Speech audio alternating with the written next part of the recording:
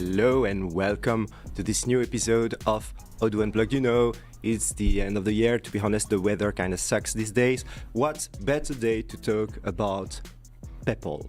And you might be wondering, what is that? What is this barbaric name? Because it's not written the way you would expect it, right? Because it's not PayPal, it's something else. We will explain everything. And for this, I have wonderful experts with me. Hi, guys. All the pressure. I can feel it, huh? So, who are you? Could you tell the audience? Yeah, my name is Wieland.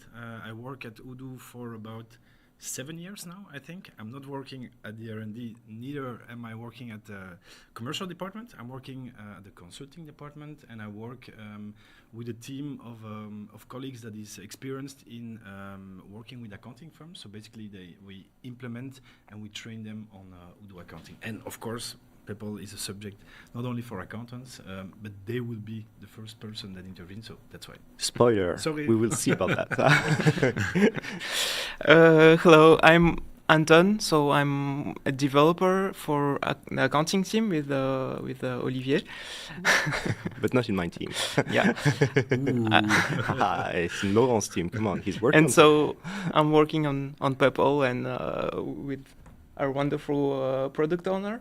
Hi, I'm Max, I'm the product owner. I'm just here to translate Winan's feedback into a task that developers can then fix and take. I wish.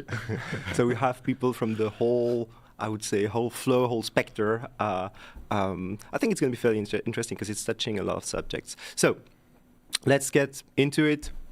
What is that? What is PEPPOL exactly? Could you explain in a clear way for the audience what that thing is, because it feels a bit mystical, right? Clear name is PEPPOL, Pan-European Procurement Online. Public Online, Wow. which makes no sense. It's just a network of servers, basically, that exchange procurement documents. What are procurement documents? It's invoices, sales orders, catalogs. But what we're focused on and what most countries are focused on right now are invoices. Mm-hmm. So it's basically a network to exchange invoices, sending them and receiving them mostly for B2B. Mm-hmm, mm-hmm. And where does that come from? Who's doing that? It's not something invented by Odoo, right? No, so the exchange of e-invoice or electronic invoice is some broad subject in most countries of the world. For example, South America have implemented it, but then Europe decided to think of a better way to implement that. And so they decided to write a specification and put that into law that every European country should be by 2030 exchanging electronic invoices and have some sort of technical solution for that. And so they thought about a decentralized network of participants. So originally it was just a regulation, and then there were implementations of that thing, right? Exactly. I can remember when I was an accountant in the previous life, and that's more than 10 years ago, they were already talking about PEPPOL. But most of the time first in the public sector, because they started most of the time with it, but not in the private sector. Now it's really coming, and I think that the big change over there, it's with everything. In order to exchange documents over the platform, you need to be two to tango. And so as long as there is no obligation, basically people don't do it. Like Max said, it's in order to exchange in first place invoices and credit notes, of course. But there is already a solution in place today. You can easily send an invoice by mail or by paper. Sure. It works. Sure. And like with everything that we do, it's like implementation of a project or whatever, the change management part is very complicated. And as long as there is no mandatory date, like we will definitely talk today, well, there is no obligation to switch. And because you are two parties to be able for it to work, that's the reason for me that it was not yet implemented years ago, but it exists since a long time. We have supported that in Odoo for quite a while, right? Or at least the basis of it is that? Yeah, that's right. Because for a while PEPPOL was mandatory for B2G, so business to government. But now it becomes much more widespread, well, because of the deadline we have soon in Belgium. We'll explain that. We'll finally be the first on something. Wow! So this time we will win the Yeah, World we will Cup. be really the first. This time it's for I us. think so. See, friends. Sorry. Go ahead. You're not scary. But to come back to the subject itself, I really believe, and I always tell it when we give a presentation about PEPPOL, I really think our grandchildren or even our grandchildren will just laugh when we will explain them that we send invoices by paper, you know? Yeah. It will be like email, or it will be like other comparisons. It will be normal. It's just the part of changing that makes that it's not done. But we'll have time enough to discuss. True. And I think it's interesting because indeed it's touching that, you know, internet has been around for quite a while now, and so it makes sense to use the internet in an efficient way to share documents in general, and it makes sense that indeed relying on mails and so on, it's not the best way to do that, because frankly exchanging structured I'm talking a bit technical here, but exchanging structured information over a network, I mean, you open your web browser and you go to odoo.com to buy a subscription, and that's exactly what you're doing. HTML is basically that. It's not the same kind of information as in invoices, but that's basically it. So we've had that for what HTML has been. It's been 30 years more. It's been a while. So this kind of things has been around for a while. But indeed, if you want to bring the market to use some kind of standard like that in the professional world, it's an all different topic, because you're not asking technical people to do technical things. You're asking everyone to use a new tool, and so I guess that's a lot of people to convince, right? Well, if we take Belgium, for example, because I don't know the figures of all the other countries, but for example, in Belgium, there is 1.2 million entrepreneurs that will need to switch to it, becomes mandatory. But that means also an independent painter who used invoices on paper before will need to switch to it. It will mean that they will all need to digitalize, all acquire a product that is being able to connect to the platform, exchange these documents. It's very impactful. But I really trust and I really believe invoicing should remain easy. Like it's easy today to make an invoice on paper or in Word or Excel. It needs to be as simple in a digital tool as well. And I believe that thanks to these guys, because I have no benefit in that, we really try and we really permit to remain invoicing simple, and we try to do as much as we can for the user itself, so that for them it's as easy as sending an invoice by paper. And that's what we're doing a lot, by the way, the current weeks, because now the obligation is coming, so there is a lot of people, like I said, 1.2 million, correct me if I'm wrong, Max, but end October there was less than 500,000 people that were subscribed already to an access point, to the PEPPOL platform. There is still a huge amount of people that need to subscribe. It's always in the last weeks or months that they waking up. So now, just to give an example, for us, for Odoo, we organize 2 classes per week. So we try to onboard more than 500 entrepreneurs per week to train them and to show them actually that the obligation is quite easy. It's just 4 clicks and you are fine for it should not be complicated. That's, I think, the main focus that we as a software editor, we need to keep.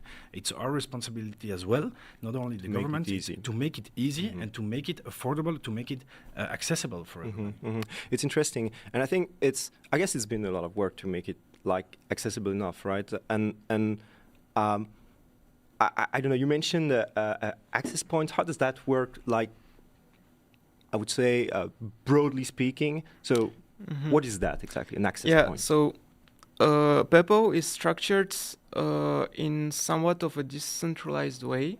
So an access point is a bit like, for those who know how it works, it's a bit like an email server.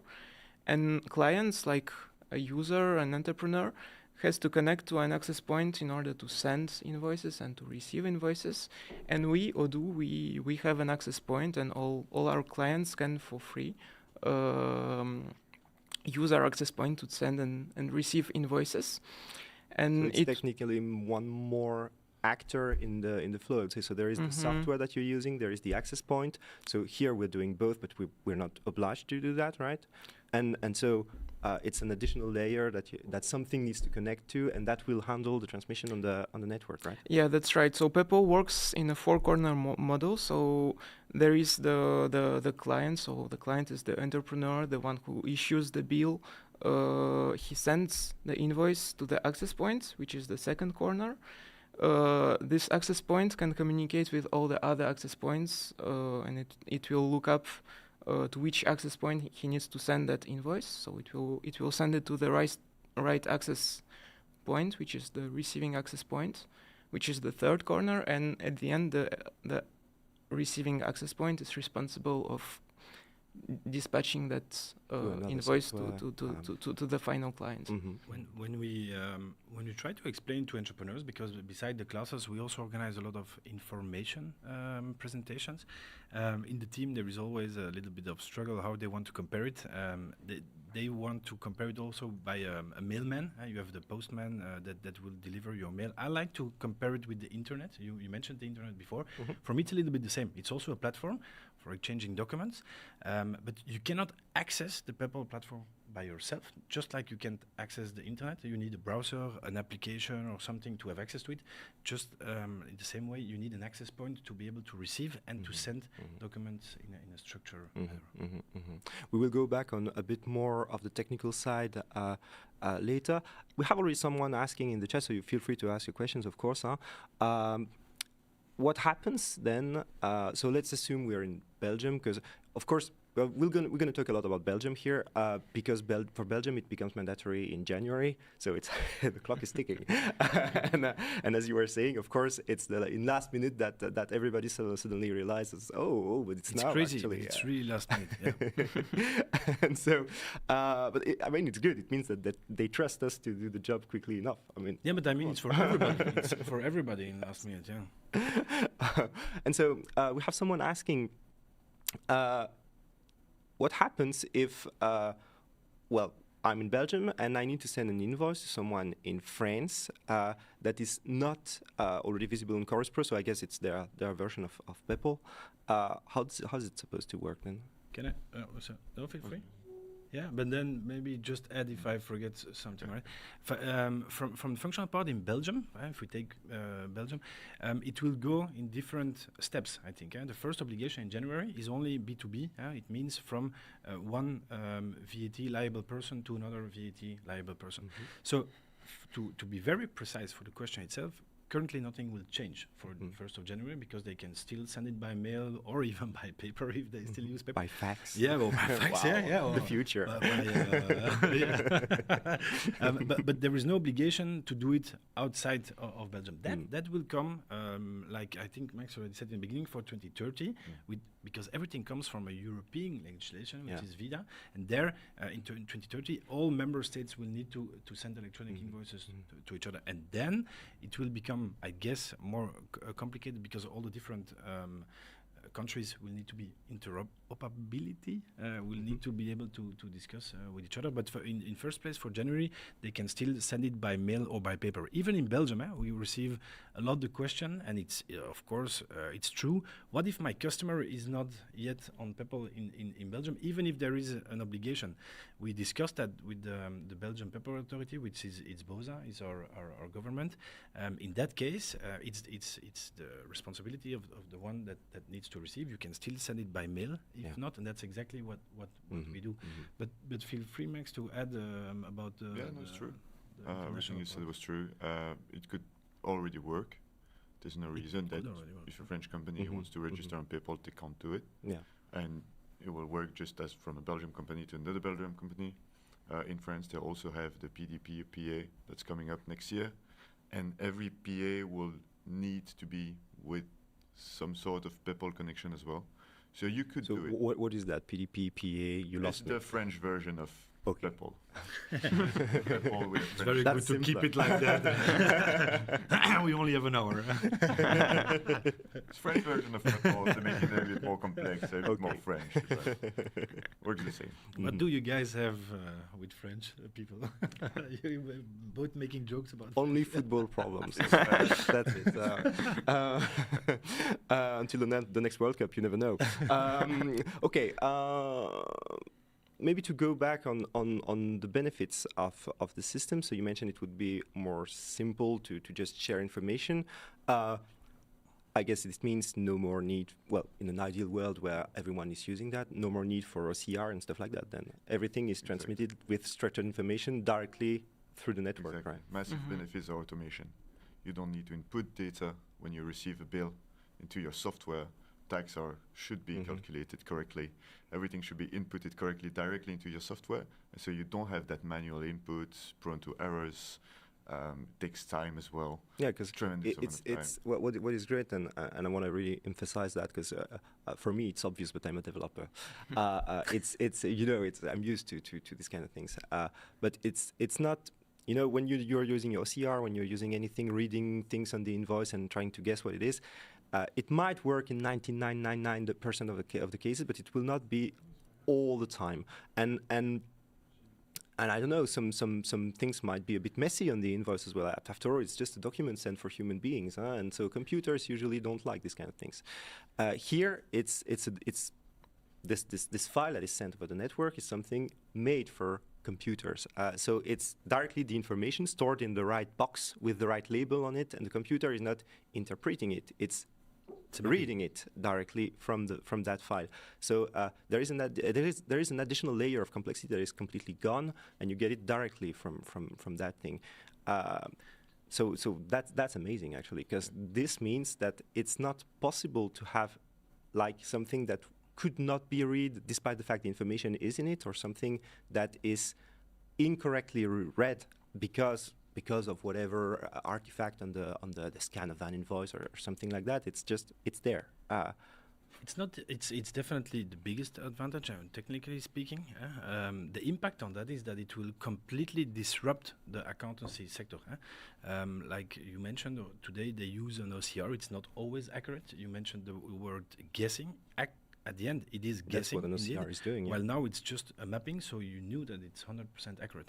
But it will even more disrupt, I think, the sector of the accountants, because it will be in real time. Yeah. Today, an entrepreneur, what do they do? At the end of the month, at the end of the quarter, they try to find all their different bills to provide their account. And it can be on different ways. It can be on paper, it can be by mail.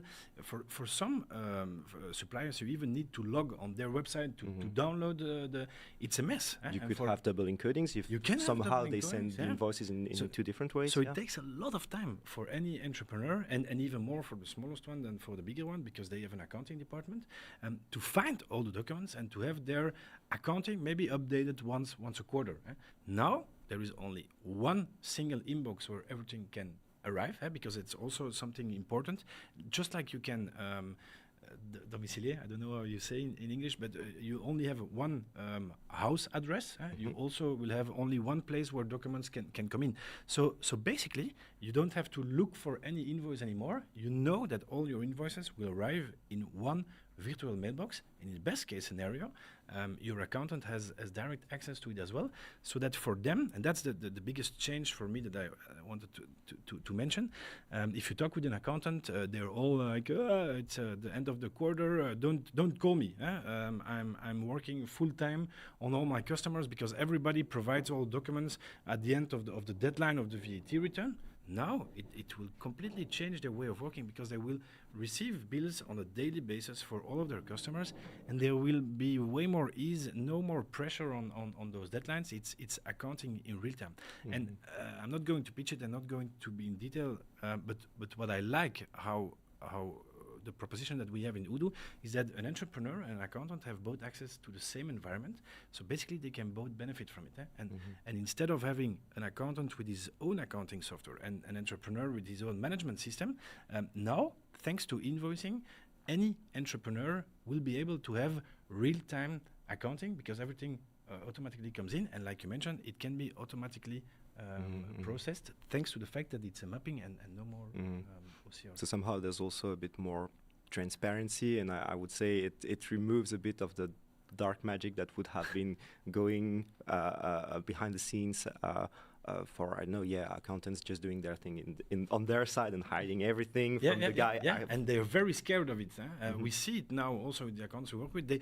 They're like, I don't want to give access to my customer because they're going to see what we did or not. But that's really their accounting, so basically it's their data. But once they do it in practice, we have a lot of accounting firms already that use it and that invited their customer, and it's only benefits. So indeed, it's going to disrupt the market. I really think so. Because indeed people will need to adapt themselves to that, and that will cause a lot of changes. There is one more, if I may. Go ahead. What I also like, it's not only for entrepreneur that they can have their documents in real time and the accountant that can then process it in real time. It's also about the payments. Today, an entrepreneur, in best case scenario, they receive a bill, they can click or whatever to pay it. Now, even when bills will arrive automatically, it's not. You don't need OCR technology anymore. It's a mapping. Also, all the information necessary for payments is automatically mapped, so that basically, as from the moment that the bill is in there, most tools, I guess, just like us, will permit that in one click you can pay it. There is no manual work, not only for the accountant, but also for the entrepreneur. He will be able to benefit from it to pay very easily. Like, while before he had a lot of manual work. Imagine you have a pile of paper invoices, and how many time do they spend in the weekend to do their administration? Yeah, now it's kind of generalizing or at least it's the same idea that what we have seen with QR codes and invoices and these kind of things over the last years. And so this is more for customers. You want to pay, you just take your phone, that's it, and everything is encoded properly. You don't need to mind about the payment reference that you need to put on your bank transfer, whatever. So it makes everything easier for everyone because information is directly there and formatted in a way that is understandable for computers. And so it's the same idea, and it's nice to see that they're pushing for things like that because come on, it's the future. 2025. Benefits for the governments. Sure, of course. Sure, because I guess the advantage on longer term for them is they're going to be able to control more what is going on, right? Absolutely. We'll have to report VAT directly. They'll be able to have all that data and make sure that this is correct, and to rely on the providers. But for we'll do the job for them, and they have more correct and up-to-date information. So it's all benefit for the government, but it's also good benefits for the B2B sector, like we said. But it's like your income tax return, your personal income tax return. Before you needed to do it. I'm very happy that it's completely automated. It will be the same in the future for your VAT return or your corporate thing. I think it's the good way of innovation. Sure. And I'm happy that we have the responsibility to calculate the taxes and not the government. And we do it for free. And we do it for free. That was for the little advertisement. But yeah, that's something interesting that we're gonna go back to. Actually, we could discuss that now. Come on, why not? Let's discuss that now. The way we are doing that in Odoo, we are doing it free. Is it something that is like generally the case? Because frankly, well, it's more about the deployment in Belgium, but I remember discussing that with a friend of mine. So the guy is a small entrepreneur, and he's doing his whole thing. He's been doing that for years, and he doesn't have that much volume, so he's always been doing his invoices like himself, just paper. And so for him, of course, he needs to transition to that new thing, and it's a whole new world. And he hadn't really looked it up at all when we discussed that, and he told me, yeah, but this is again another move that is going to make me pay some big company that is going to charge me like maximum amount for that stupid thing, and it's I don't need that. I was fine with just my paper invoices. So of course, yes, you could expect it to work this way, right? Because it's one more technical thing that nobody understands, to be frank. It's always the same. There is something coming, and IT companies have solutions for that, and then it's that much. So of course, you could expect those companies to charge like a lot of money for that, because it's mandatory. So what are you gonna do? And is it what's happening? If you ask my opinion, I think the luxury we have at Odoo is that it's not our business scope to make money out of it. While others do. There is a lot of different solutions on the market, good solutions, I guess, just like us, but it's their main scope, while for us it's just part of let's say, our architecture, so we only did the implementation once. There is no recurring cost. While with OCR, we use Google Vision to transform text or PDF or image into text. While here, it's just like you mentioned, it's a mapping, it's a standard format. The only thing, that it's not the only thing, but what we needed to do is make the integration with PEPPOL, which means that there is no recurring cost from it, and we can offer it with all our, let's say, all-in-one solution. While others, have that scope to make money out of it. Sometimes they deliver additional services, but so it's not the same for us. So depending on the company, you could have free solutions. I guess we're not the only ones. We're not going to give name. Come on. No. But I guess we're not the only ones doing that, right? There are some. To be very honest and transparent, but I can be mistaken. I think we are the only one that offers a solution that is free for so broad. If you use Odoo as an entrepreneur, that's what I really like about it. Internally, they're always laughing with me because I only sell free stuff. But it's really cool because any single entrepreneur, like I mentioned, the small painter that doesn't have a lot of money to invest in it, he can use Odoo for free forever without any. There is no stuff hidden behind. Yeah, you're not going to suddenly have to pay.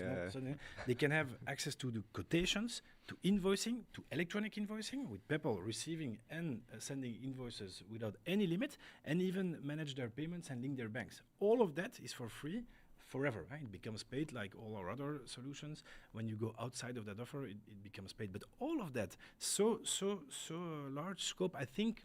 But I can be mistaken that we are the only one offering it for free.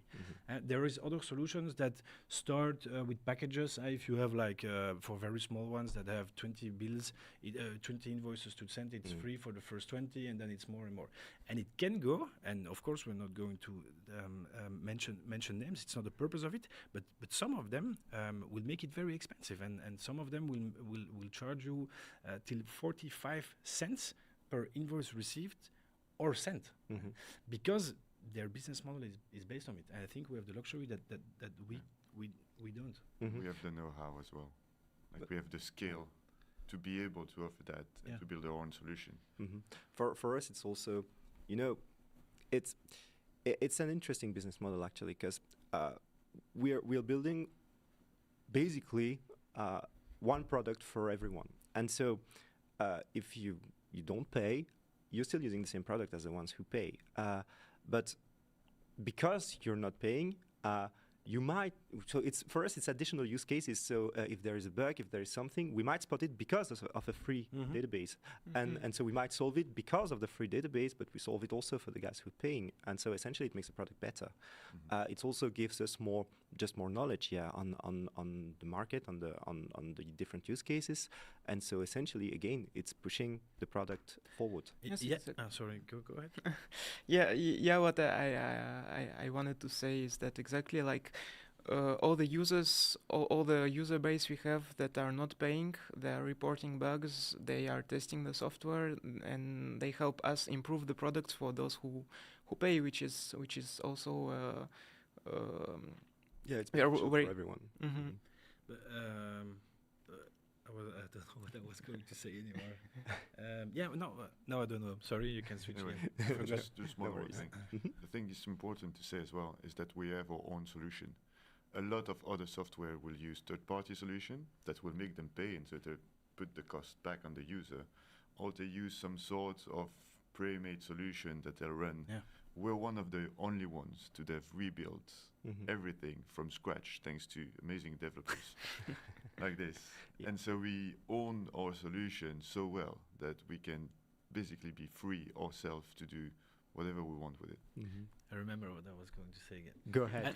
I also think that the best upsells come from the free users. I think what is cool with our free offer, there is nothing hidden. It's really free forever. But directly because they like the product. They like working, for example, here in the invoicing part. They say, cool, there is a solution for inventory or for website or whatever. And basically there is I think, I'm not a commercial guy, but I think there is a lot of paid users that started as a free user. And just because the product is so cool, they basically switch and convert from themselves because at the end, it makes sense. It's also very low price, even if you pay for it. Yeah. It makes sense. It makes sense because it's it's much more trustable than just a demo of 2 weeks of your some database and you can play with it. No, it's your actual data. It's the actual thing. You see that it's working. You see that it's working on long term. And at some point, if you need to switch software for other things you're doing, or you feel like it could be something interesting, obviously you're going to think about that software you've been using for a while for free and that is working so well. So yeah, makes sense. So competitors, listen to that. Maybe not too much. I want to keep my job. And there are a lot of people like I've talked to around in my circle that are really surprised when I say them that it's actually free and there is no catch about it. So the whole accounting app in Odoo, you can get it for free. It's hosted. You can host it yourself if you want. You can host the PEPPOL invoicing part if you want because it's open source. And there is no catch about it. We had the case on several business fairs. We don't. Before we never do it. Now we try to do more and more to let's say spread the word more easily in brand awareness. And we have more and more the case where our competitors come to our stand because there is no, of course, we try to give demos also to the others and we receive demos from them because they might have very interesting features that we missed.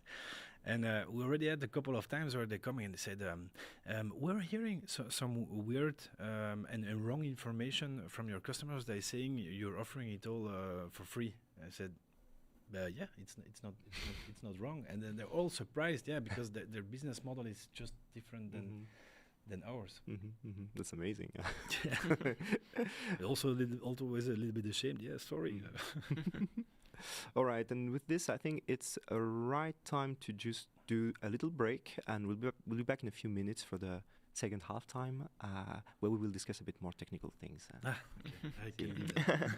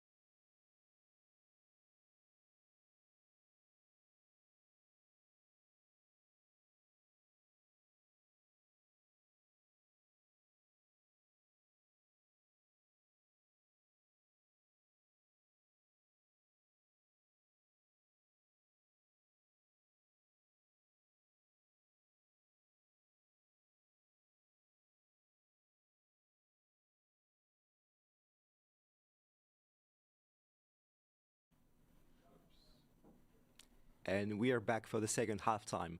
So we got a bunch of questions in the. We're going to start with these and bridge to the rest of the episode with that. Someone was asking how they can start using PEPPOL. How does that work?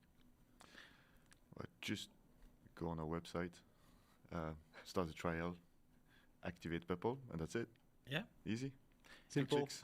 There is it's actually only 4 clicks, I think. I didn't count them, but it's very, very, very fast. When we give a demo, we try to explain also something else because it only takes 2 minutes to explain. I'm just talking for me, but I'm for Belgium. I did a webinar last month on our YouTube in Flemish and in French. So for people that want to get started with that, they can have a look at the webinar. It's supposed to be easy to explain. Like Max said, in a few clicks you're on. Or we organize, like I mentioned already in the beginning, we organize a lot of classes, especially for entrepreneurs, 2 times a week in French and in Dutch, in Antwerp, in our office in Antwerp and in office in Louvain-la-Neuve. So it's free. Everybody can subscribe. It's on odoo.com/events. They can filter on academies, invoicing, and the language of their preference, and they can subscribe if they need the assistance. And because it's really practical, we give a lot of exercises. So for us, it's really the purpose that they get out of the class and they can work with it. It's not just a demo, sit back and relax. Wow, Odoo is great. No, it's really practical. We try to make exercises with them. Go on the website now. Just go Odoo/trial. Should be commercial guy, man. Yeah, while you listen to us, you can check it and tell us at the end of the episode how it works. Let's just do that. Okay, so that was for the first question. Second question we got in the chat that is going to be a bit more technical. Someone was asking if PEPPOL was protected, how PEPPOL was protected, and what we had against people registering as someone else and just sending invoices as that person, that company. Can you refuse invoices if someone does that? If it's possible, how does that work on that side? So the last question, so when you send an invoice for us in Odoo, when you receive the invoice, it arrives in a draft mode, and before it gets accepted, of course, you need to confirm it and to make sure that it's actually an invoice that makes sense and that comes from a vendor that you bought something from. And for the KYC, I let you speak. Well, the best way of not being impersonated is to be registered.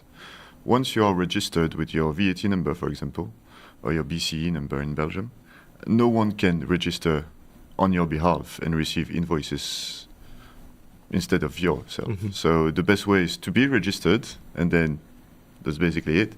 But then if you want to register now, we're putting in place a new KYC system based on It's Me for Belgium, and other countries will have.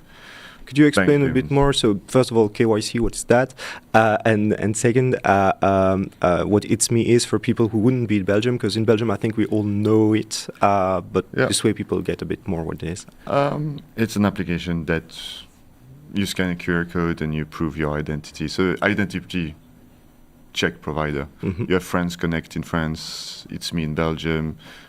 I can't remember the name in the Netherlands, but they have one as well. The kind of thing you need when you connect to the government to the submit government, your tax exactly. declaration and this kind of things typically. Yeah, it's usually QR code, you scan it. Easy peasy. The future. The future. But yeah, now in Belgium, starting in January, if everyone's on the network, you shouldn't have to worry too much, because no one will be able to steal your connection, right? And also, I think on top of that, it's true there is maybe a little bit of abuse, but like Max said, once you're registered, nobody else can register. But if we take the case of today, it's still way better than today. Well, if I want today, I can take copy the layout of Odoo in an invoice and send it to 1 million of people by mail. Nobody will stop me. True. And there is definitely some people that will pay.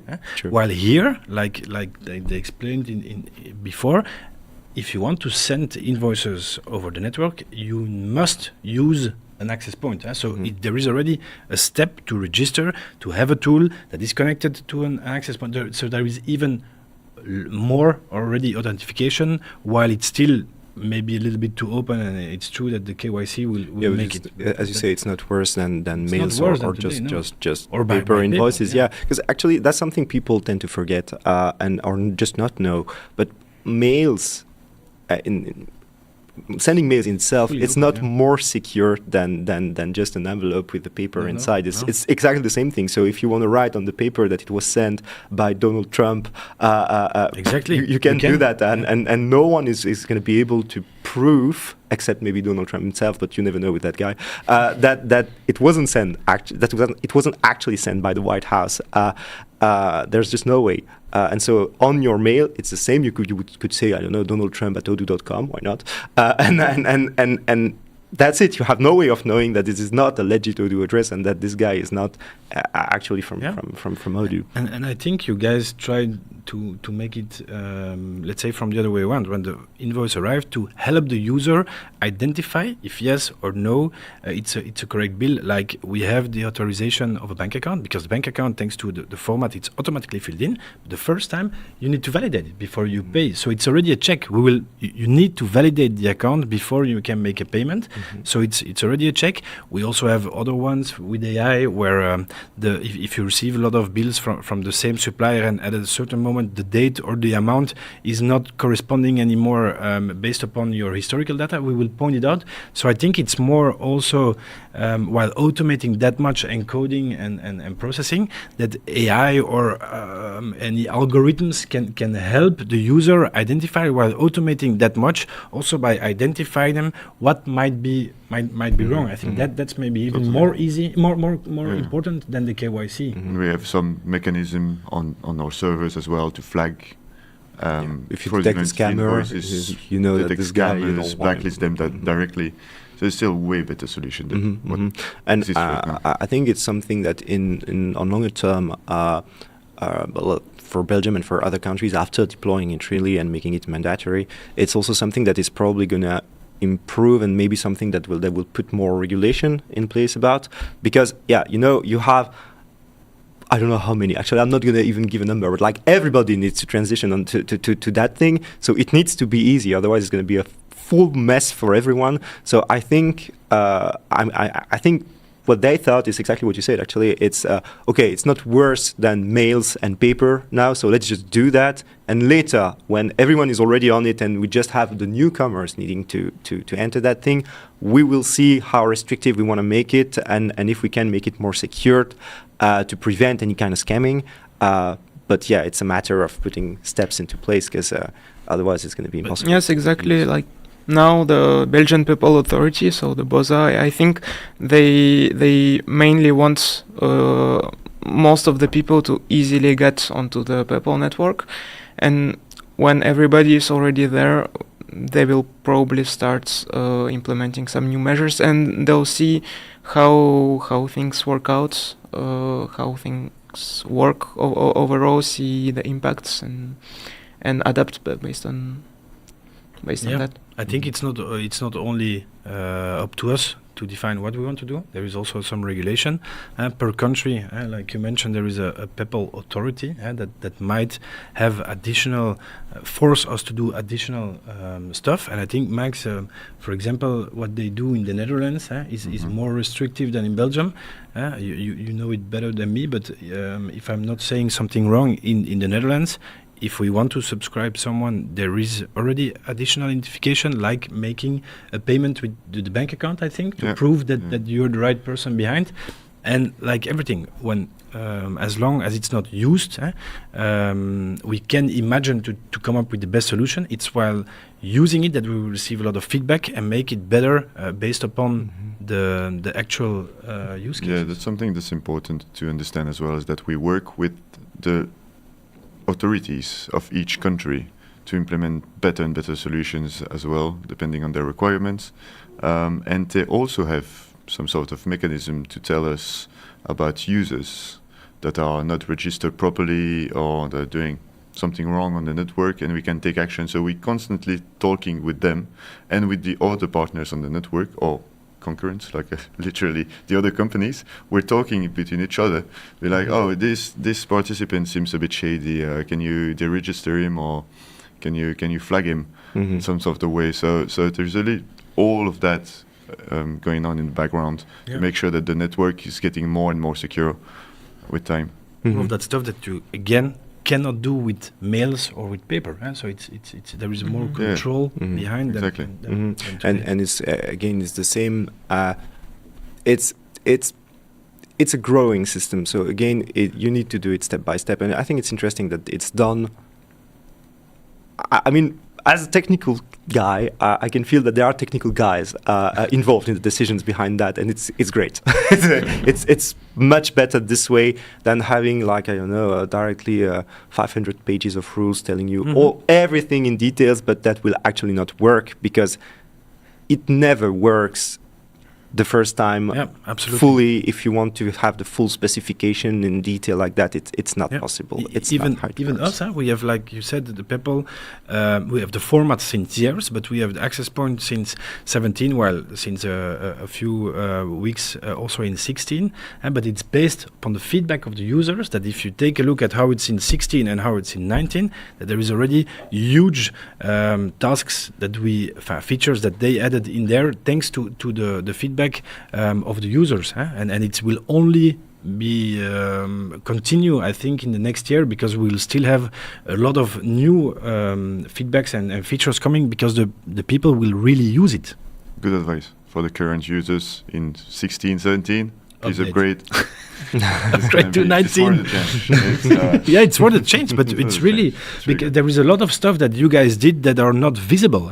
While in 16 you needed to validate always manually if the person is registered on the PEPPOL before you can send. Now all of that is completely automated in order again to make it super easy for the user to start with. They just create a contact. We will check automatically for them if they're on the network or not. Not only by when we create the contact, but also when sending the invoice. So everything is totally automated, which makes it very easy, but there is a lot of cool stuff behind. And we're working to make it even more easy. Like with no fields, you shouldn't be aware that PEPPOL is behind the scene. You should just send and receive your invoices without thinking about anything. It should just work. And that's what we're working really hard on, to make things as simple as possible. Invoices appearing directly from heaven into your database. Exactly. Wow. As transparent as possible. Okay, that's cool. Technically speaking now, I guess it's been a lot of challenges to handle all that, right? And just from what you were mentioning now, the fact that it needs to be supported, at least for Belgium, but so if it's for Belgium, I guess it's for everyone, in all the previous versions of Odoo as well. How did that go? What would be, I would say, according to you, like the biggest things that you needed to adapt, to take into considerations, the biggest challenges actually in the whole development? For the different client versions, we always need to keep older client versions that use some older API we have on our access point. We need to keep that somewhat compatible, because of course not everyone updates their Odoo client. That's just too unfortunately. Some people are on premise and they still have an older version, even on 17, for example. They might have an older version of 17. So we need to keep all our API retrocompatible.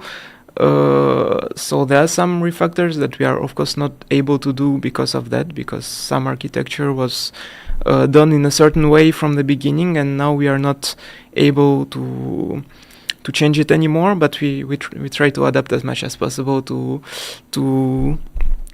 make it as fluid for the newer versions. So 19 and the last couple of 18 versions on SaaS.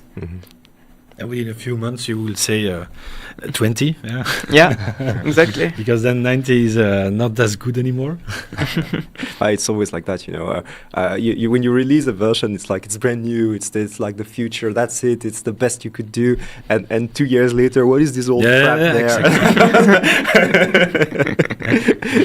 it's a bit frustrating, actually. Who wrote that? Oh, it's me. That's a lot.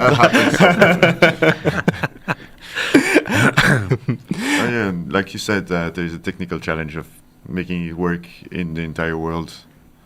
because a lot of countries are going to be on PEPPOL. It was European at first, but now it's taken over the world. The UK, but we have also Asia, the Middle East.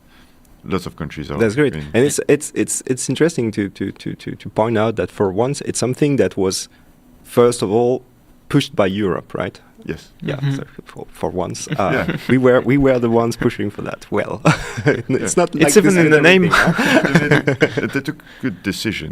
Like, it was a great approach. Mhm, Technically speaking, it was very smart for them to onboard the participant of the network, like companies, private companies, and service providers, to think about the best technical solution possible going forward. And now we have the best solution for procurement exchanges, and that's why all other countries are. That's adopting also it as something well. that must have been, and probably will be. I'm not sure if it has been or if it will be. Some big technical concern, right? So we mentioned that by 2030, right? The all the countries in the EU should use PEPPOL, and they should have, like you mentioned, I think, rules to communicate between each other. So France and Belgium, typically, in our example from earlier, but those countries individually, how free are they to do their own little framework around PEPPOL and their own little bubble in it? Because often in regulations coming from the EU, it's a bit like that. There is the regulation, so of course everyone complies with that, and each of the countries, I always joke about it because it's really like it's a European thing, you know. We have one standard so that everybody in the EU can do a little different variation of that standard. That's Yes. usually our culture. Is it Exactly. working like this time again?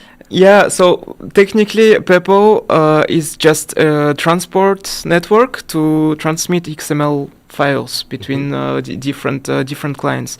It can be for invoices, but it can technically also be for anything different. So for delivery slips or for orders. But for now, what we mainly focus on, of course, is the invoices. And different countries, as you very well know, they have different versions of representing an invoice, because some countries might want to have only one tax category, other countries might want to allow multiple tax categories when it makes sense.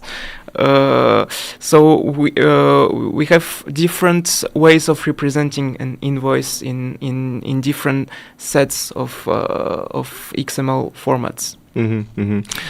And so is it not something that is going to be problematic? I mean, not just for us, for everyone on longer term, when they need to like harmonize everything, to have this communication between the countries? Do you expect them to need to change things in domestic formats because of this need of interoperability between countries? Well, for We'll now, be back in 2030, so that you can tell us if you were right. But just it's your prediction for Yeah. 2030. but for now in Belgium we are using BIS3, which is a format. So it's the name of the format. Yeah, but this format is specific mostly to Europe. But there is also a new growing format. Which is called PINT, which is the PEPPOL International format for formatting invoices, which is a base set of all the ways, the set of how to format the XML so that it can be interpreted by all the other countries, and other countries can extend it. So there are different extensions to the PINT format. It's also something that I like to mention to entrepreneurs. Like they mentioned, there is the BIS3, but some other countries have other formats. For a lot of people, they think it's far from them, making sure that these countries have other formats, but actually it's not. For me, the choice that they make in 2026 for an invoicing tool, they should also get into their head what is going to arrive in 2030. Even if you don't invoice abroad, even if you only invoice within Belgium, most of entrepreneurs or people also receive bills from France, from the Netherlands, from Germany. In the EU, it's very easy to just... You can purchase something on, I don't know, bol.com or some stuff. You receive an invoice from abroad. It's not only about sending invoices, it's also about receiving invoices. And as long as there is different formats, I always tell them not to force them to take Odoo or something else, but keep in mind that it's not only a local solution, it's a European solution. So take the choice for 2026, also remembering what is coming in 2030, and make sure your tool is able to receive invoices from all the other countries in all the different formats.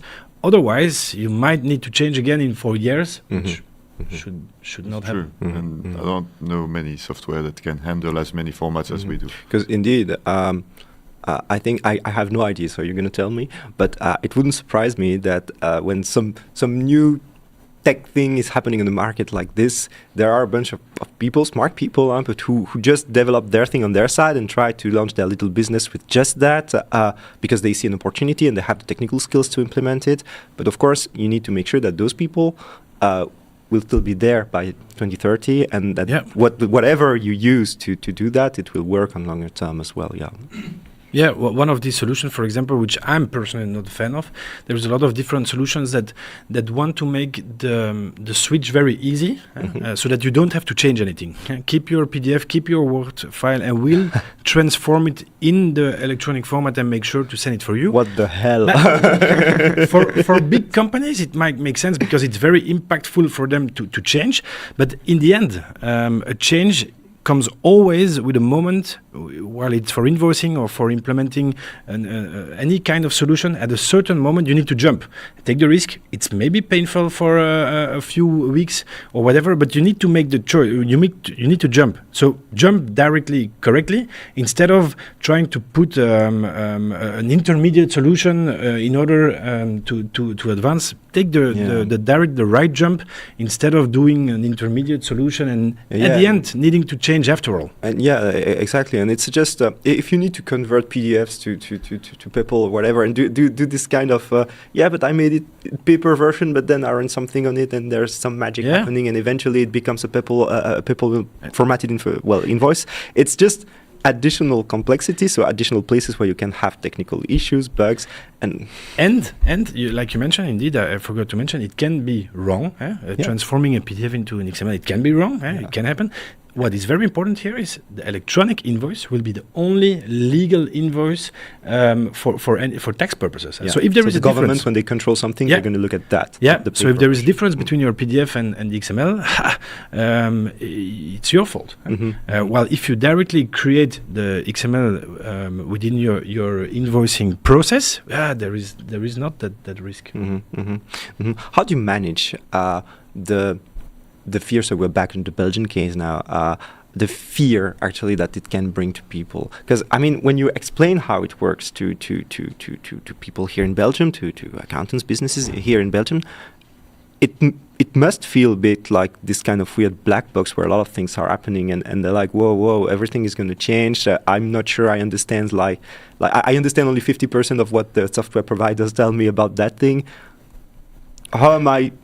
How can I be sure that I'm making the right decision? I mean, it must cause a bit of anxiety for people, right? For me, there is different interventions in order to inform entrepreneurs, people that need to switch. There is 3 parties for me. It's the government has a role in there, which they are doing, but they're not doing it all by themselves. And I think it's very good. A lot of businesses, definitely in Belgium and I guess in the other countries around, have an accountant. So basically they trust their financial advisor, so they ask to their accountant, and accountants know it since years what is going to happen. Yeah, so it's been announced multiple times, and they're already ready. All accounting tools, definitely in Belgium or whatever, they're ready for it since a while. So they take a role in there, but I believe we as a software editor also have a role to take in there. And from our point of view, what we're doing, I mentioned the classes, for example, but it's also a role to inform. What we're trying to do since all the year already, we went in Belgium, because the application is in Belgium, we went to all big places in order to organize events to inform entrepreneurs of what is coming, to make it very simple.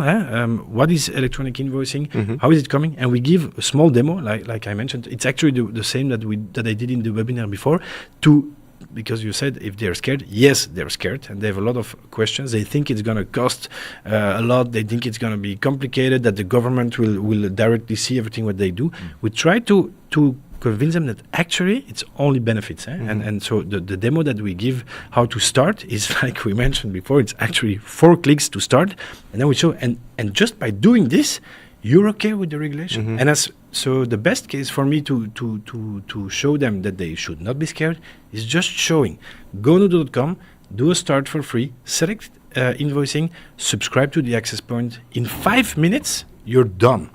This is the old, show don't tell. That's exactly that. Show don't tell. Belgium helped us with the timeline as well, because the mentality of the Belgian government was to, okay, let's get everyone on PEPPOL first, 2026. Then only in 2028 we'll start checking about VAT and ask for reports of VAT.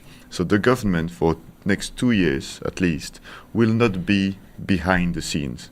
So they will not check. It's just you sending an invoice to your customer and nothing more. No one will check the invoice. No one will check if it's correct or not. You can make mistakes. It's good that they're aware of that. You can still pick the phone to your customer and be like, oh, sorry, I made a mistake. Yeah. And it will still work the same as before. By 2028, now the government will start doing checks, but by then you'll have 2 years to adapt. And by 2030, that's where Europe enforce it everywhere. Some countries were not so lucky. The French decided that by 2026, okay, everyone's full on and will check everything that you send by day 1. Okay, that's the French. Again, little jab at the French. But no, Belgium really helped and thought this through about, okay, let's ease in and not scare people too much. You'll have time to adapt. And that's very fully important. agree. Yeah, it's more realistic. And indeed, having directly this additional stress of saying now the government is going to be behind everything that is going to go through that network directly, I can understand that for people who might be like, yeah, but if I do something that's wrong, if I misunderstand something, if there is a bug, it's a new thing, so it can happen. What will happen? Because it will be for the government directly. So again, it's additional pressure for people using it. It's better to have. Their goal is not to punish steps. you. Yeah. The goal is to ease you in, and you use the network as much as possible and as easily as possible. And you can still do a credit note and re-invoice, right? Yeah, but I completely agree with you, Max. I think not for the first time, but at least this time, I really think Belgium took the right choice. Some other countries are making it very complicated and very complex to start with. I think Belgium is really. Yeah. Who knows? Maybe Belgium will inspire other countries. I think we it do. Doesn't happen that often. So. I think they do that. They explain their case always at any PEPPOL conference to the other countries, and I think we're doing really great. Cool. And with that, we are reaching the end of the episode. I know already. Sound very, very disappointed. Well, we can last 1 more hour, but you need to go on holiday. So, so anyway, thank you guys for all the explanation. I hope we managed to make things crystal clear for everyone and show a bit what was going on behind the scenes and how we worked with that and what were the different challenges and aspects of the problem. I think you did great. We will invite you again in the future. Thank you, of course, to the audience for listening to us, and see you next year for the next episode of Odoo Unplugged. Cheers and enjoy the end of the year. Thank you. Sure.